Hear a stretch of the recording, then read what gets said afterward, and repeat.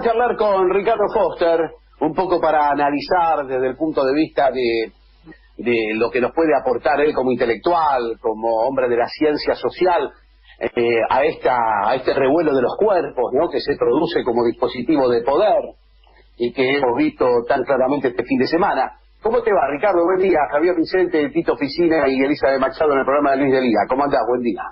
Bien, buen día. ¿Cómo les va? Bueno, yo citaba en la introducción a Agamben cuando habla del uso de los cuerpos como dispositivo de poder en las sociedades modernas, ¿no?, en las sociedades de la posverdad. Sí.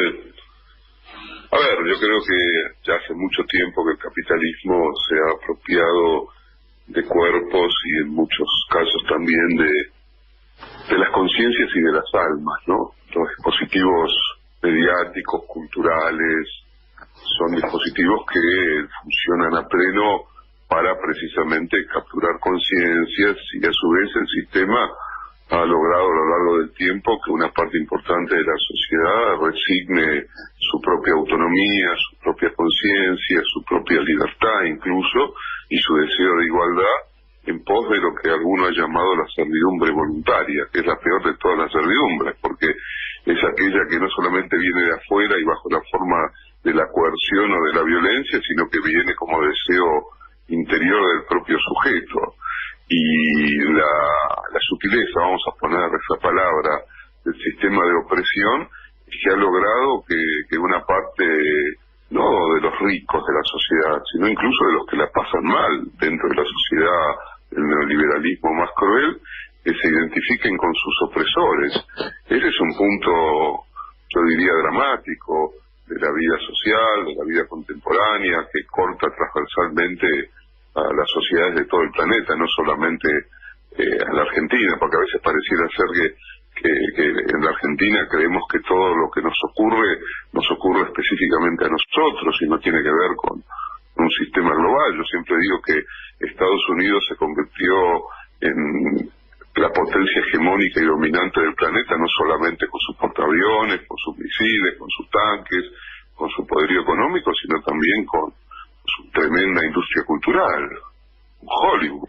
Entonces, pensar la sociedad contemporánea es también pensar eso, es pensar los mecanismos a través de los cuales también se van generando lo que, por citar a Agamben, él llama el estado de excepción, ¿no?, donde el conjunto de la sociedad queda atrapada en una malla de la que no puede liberarse, con controles, con dispositivos que ordenan los cuerpos.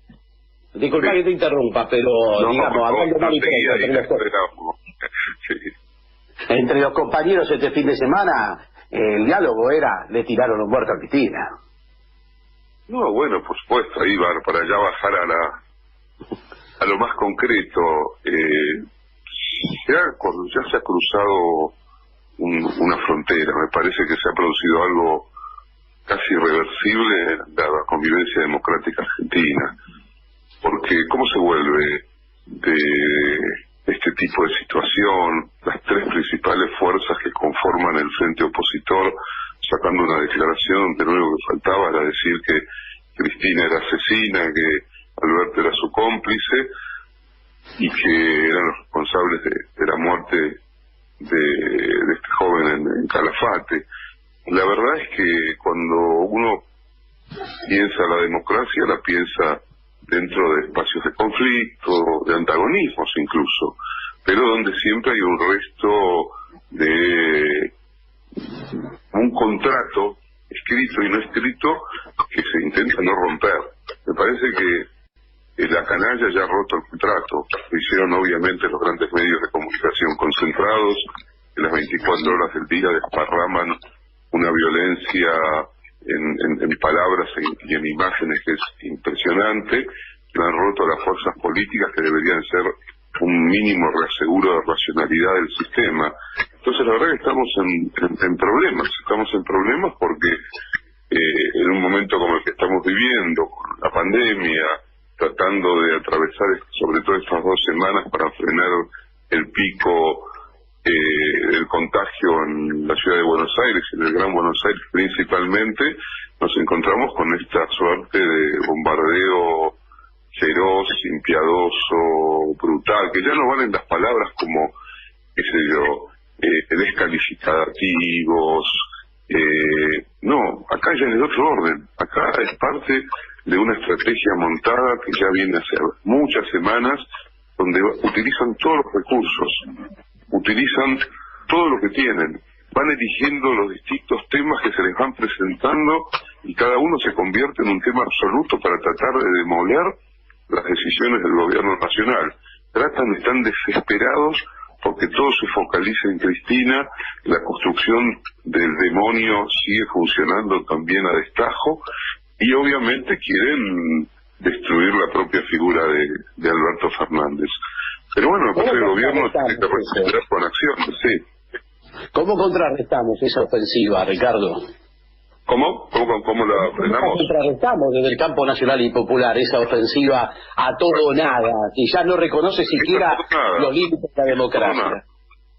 Me parece que, digamos, está claro que tenemos, como campo nacional y popular, tenemos un problema porque nuestro principal activo siempre han sido las movilizaciones, la calle, el pueblo expresándose. Tenemos que encontrar otras formas de expresión, pero tenemos que tomar la iniciativa. Me parece que es importantísimo que el gobierno no vaya detrás de una agenda brutal, reaccionaria, violenta, como la que está planteando la oposición y los medios de comunicación, que en realidad son la oposición. La oposición es una claque de los medios de comunicación concentrados, que a su vez están absolutamente entramados con el gran poderío económico local e internacional. Yo creo que hay que tomar decisiones fuertes y hacerse cargo de esas decisiones.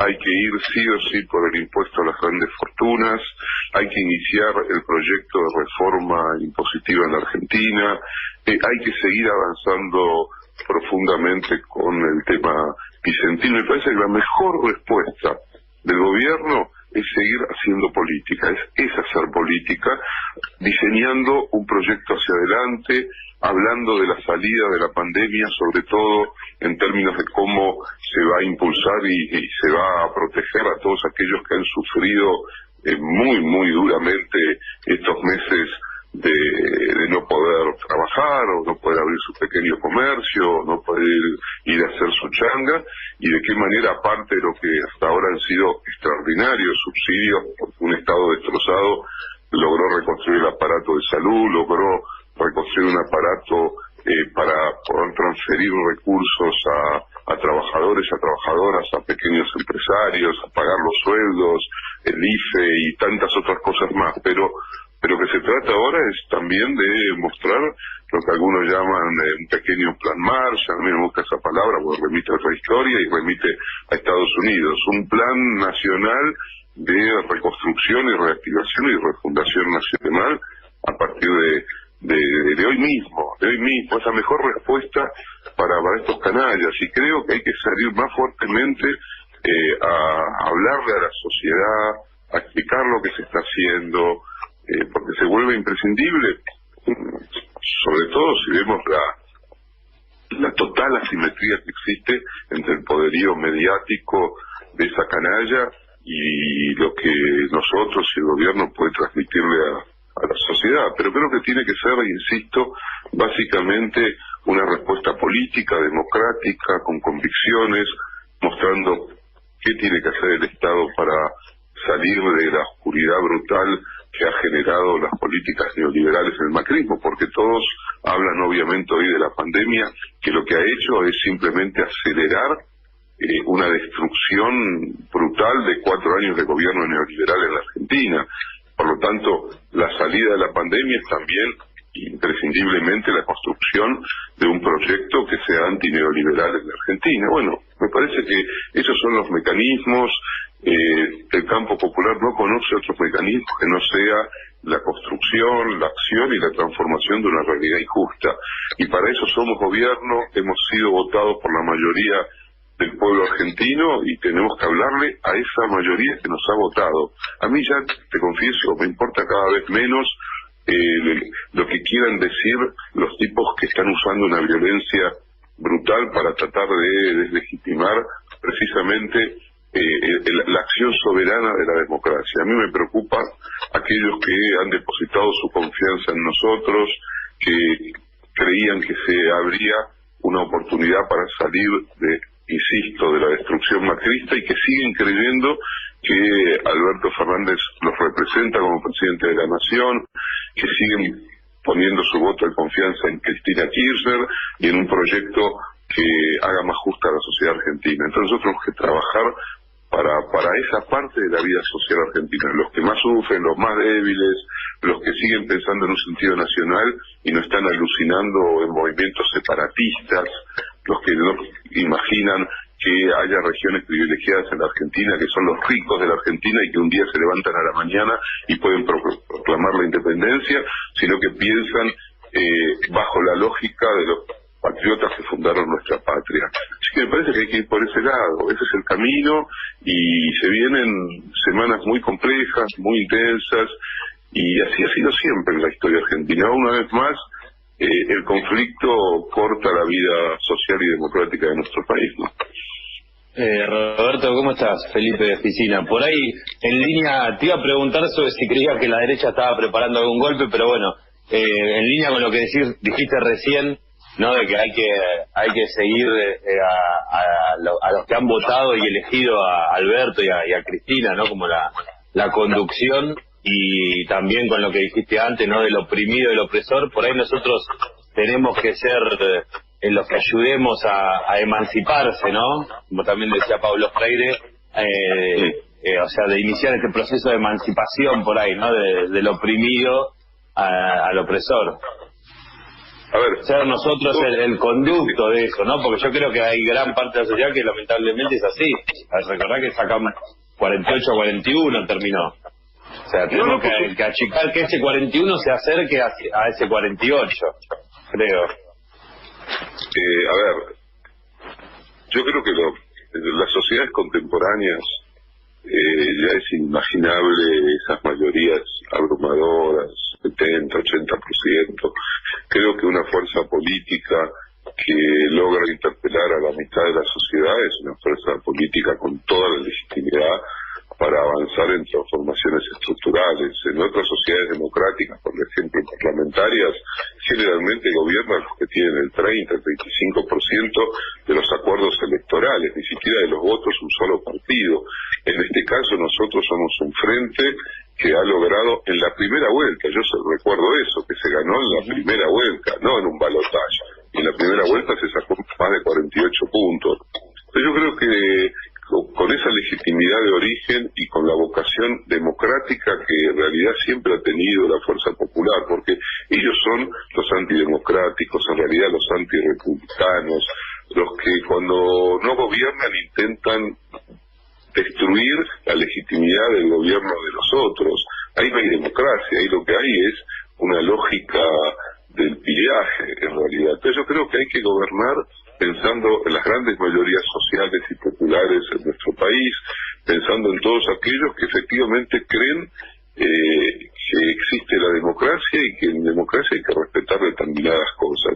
La oposición está mostrando aceleradamente que no le importa la democracia, que no respeta la investidura presidencial, que inventa lo que quiere inventar en función de debilitar la estructura democrática en nuestro país, porque ya sabemos, porque vemos las experiencias de otros países alrededor nuestro, en América Latina, las nuevas formas de golpes de Estado que utilizan los parlamentos, la justicia, el lawfare, los medios de comunicación, que apuntan a despolitizar a las sociedades, bueno, en beneficio de las grandes mayorías, un rol activísimo del Estado, como es el que viene teniendo el Estado argentino para proteger precisamente la salud pública y la vida de los argentinos y argentinas, más derechos. Nosotros sabemos responder de esa manera, y si eso funciona, obviamente cada vez más serán los que tomen conciencia de lo que tienen que defender y para qué defenderlo, porque para defender algo,